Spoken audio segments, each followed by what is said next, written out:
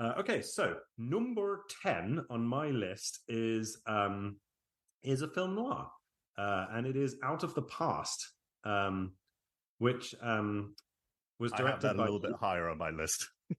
You do? Okay. Do you want me to wait to talk about it then until we get to yours? No, because we're gonna wait a long time to you talk about the film now, and then I can just give my little bits about it because it's kind of higher up on my list, so it's in like the top 5. Okay. Well, anyway, it's directed by Jacques Tourneur. It comes out in 1947. It was it's a quintessential film noir. It's got Robert Mitchum as a former private detective who falls in with a femme fatale, and who's played brilliantly by Jane Greer.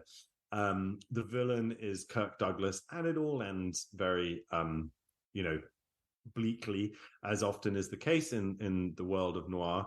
But it's just such a great, exciting, suspenseful plot that's also full of sex and eroticism and betrayal and just a really fantastic sort of mood. I love the interval where they're in Mexico. It's so it's just so atmospheric, this film, and it draws on so many different aspects of noir.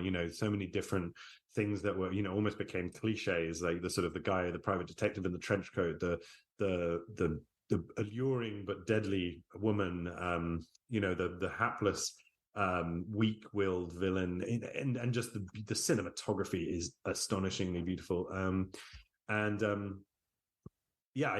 really can't say enough good stuff about this film. I mean, you can pick so many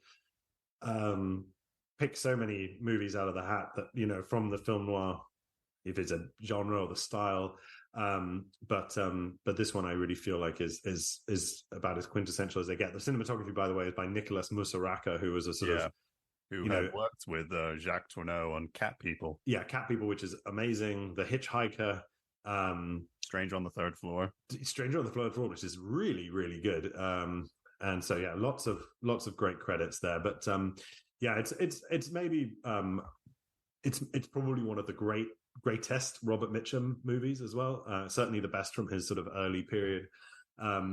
So if you're a Mitchum fan, definitely check it out. For Kirk Douglas completionists, I think his performance in this, one of his first really big roles, is really enjoyable. So anyway, but let's wait till we can circle back to it later on the list. What's at your number 10?